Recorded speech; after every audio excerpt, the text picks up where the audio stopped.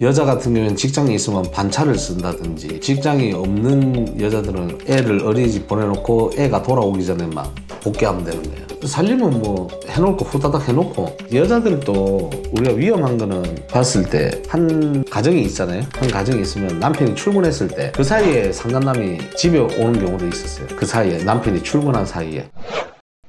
스튜디오 여러분 안녕하십니까? 저는 새로운 탐정 법인 대표 김태익입니다. 만나서 반갑습니다.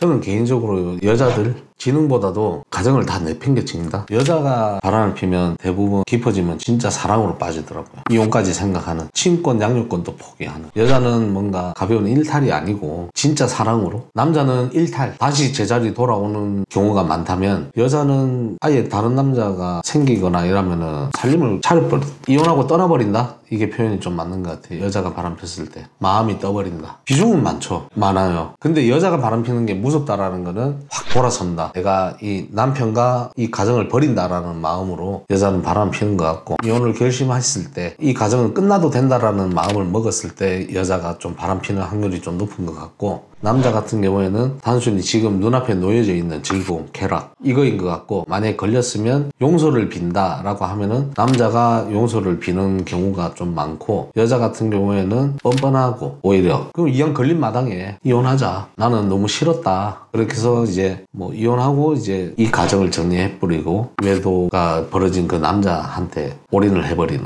그런 경우가 좀 많더라. 그러니까 무서움으로 치면 여자의 외도가 더 무섭다. 단순하죠. 단순히 그냥 눈앞에 놓여져 있는 즐거움이죠. 그냥 패턴도 단순하고, 남자는 그냥 만나고 좋으면 표현하고, 뭐 이제 감정이 많이 안 들어간다 치면 그래도 가정을 지켜야 돼. 요런 것들은 좀 있어요. 남자들은 내 가정이 안전하면서 외도는 하고 싶어, 이거는 있는데, 여자는 이게 외도가 시작이 되었을 때는 남편한테 질릴 대로 질린 거지. 이제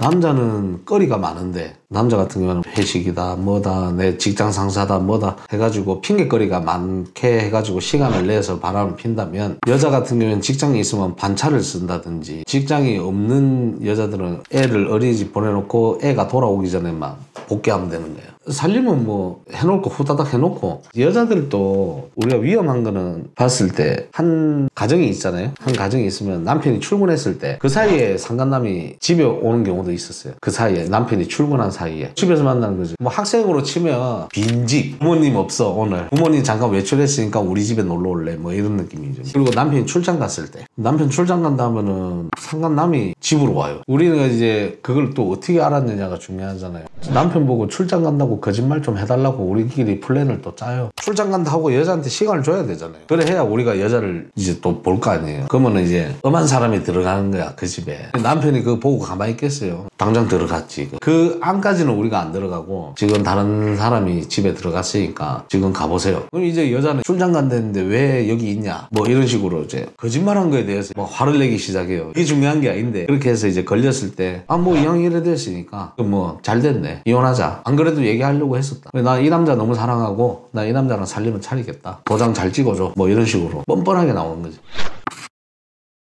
하다 보면 많아요. 관계도 너무 많고, 지금 저희가 하던 것 중에서는 방송인도 있었고, 남편이 알고 봤더니 방송인에도 소속이라는 게 있을 거 아닙니까? 소속사 대표이고 남편은 그런 경우도 있었고, 지저분한 것들이 막, 제가 출연하고 있는 타 방송, 거기 방송국에서는 저러한 썰들을 저희가 실제로 못 다루잖아요. 이거는 지나간 거잖아요. 지나갔고 우리가 해왔던 일이잖아요. 그러다 보니까 이제 드라마화, 재연 배우를 써서 드라마식으로 표현이 되죠. 그 드라마 또한 실화를 기반으로 했다라고 보시면 될 것 같아요. 현실이 더 드라마틱한데, 방송은 그러잖아요. 순화시켜야 되고 뭐 좀 미화도 해야 되고 각색도 있어야 되고, 각색을 안 하고 만약에 한다 치면 부부끼리 감지 못하는 어른들이 보는 시각적인 부분, 쟤 좀 이상한데, 이런 것들이 있을 수도 있잖아요. 그래갖고 이제 찾아와요. 저희 며느리가 이상하다 이렇게 해갖고 조사를 해봤더니 진짜 며느리가 바람을 피는 경우도 있었고,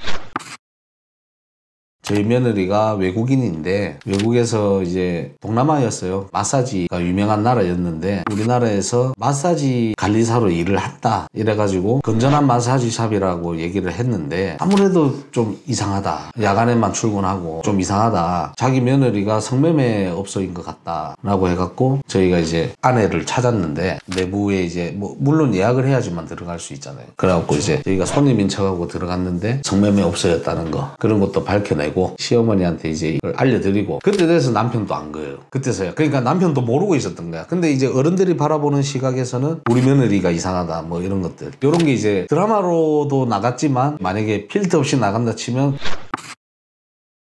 그 성매매 현장을 저희가 딱 해가지고 증거를 잡아가지고 손님인 척하고 들어가서 실질적으로 처음에 시작은 마사지로 시작을 해요. 건전한 마사지로. 그러면 저희도 마사지를 받을 거 아니에요. 그러면 이제 성매매를 유도하는 얘기 예를 들어서 뭐 서비스 얼마인데 받으시겠느냐. 서비스가 그러면 어떻게 되나요? 뭐 이런 질문도 할 수 있잖아요. 손으로 하면 얼마고 뭐 실제로 다 볶고 하면 얼마고 이렇게 안내를 해요. 메뉴판처럼 뭐 러브제일이라든지 이런 걸 다 챙겨온단 말이에요. 그래가지고 그러면 제가 성매매 값을 드릴게요. 이렇게 해가지고 이제 그걸로 하시죠 이래 했는데 자발적으로 이제 옷을 벗는 거야. 이제 옷을 벗는 것까지만 보고 우리 하면 안 되니까 하진 않고 오케이 여기가 이제 이 업을 하는 거구나 증빙이 되잖아요. 근데 이제 횟수가 중요했어요. 한 번쯤 같은 경우에는 손님이 너무 완강하게 원해서 어쩔 수 없이 했다라고 얘기할까봐 저희 직원들이 여러 번 가서 여러 번의 증거를 갖고 와서 해놨으니까 이제 핑계거리가 없는 거지. 며느리 입장에서도 친권하고 양육권 다 포기하고 인정하고 공국으로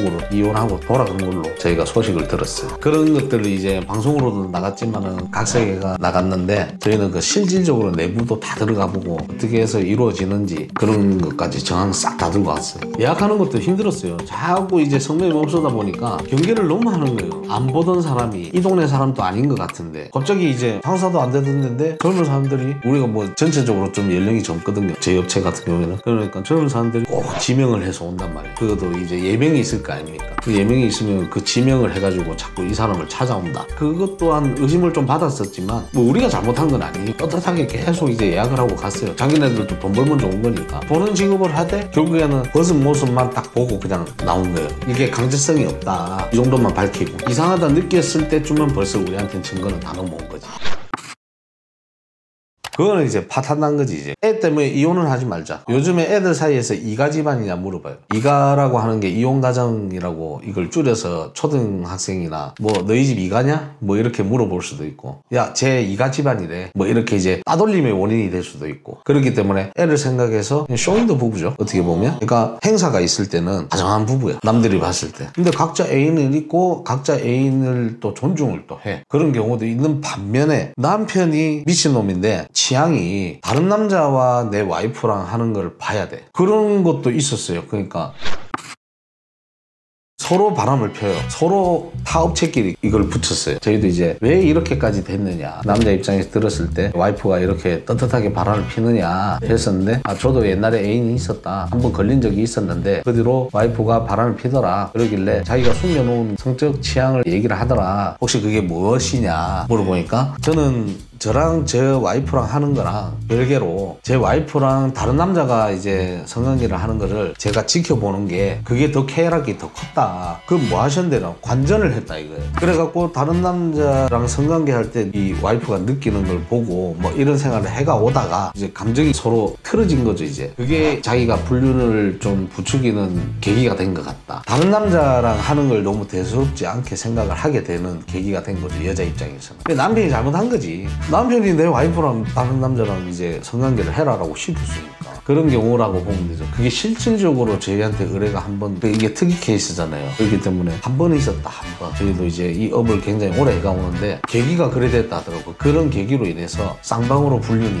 그거는 저희가 이제 판결은 잘 모르겠는데 서로 그냥 합의 이혼으로 끝나요. 서로 어느 정도 선에서 그거는 소송으로 갈 게 아니고 유책을 잡아가지고 이제 증거를 보여주고 네 이거 불륜 저질렀고 나 또한 잘못했다. 그러니까 우리 중간에서 합의 보자. 그러니까 이제 소송이 필요 없는 거지. 합의 이혼이기 때문에 둘이 서로 합의만 하면 되는 거니까.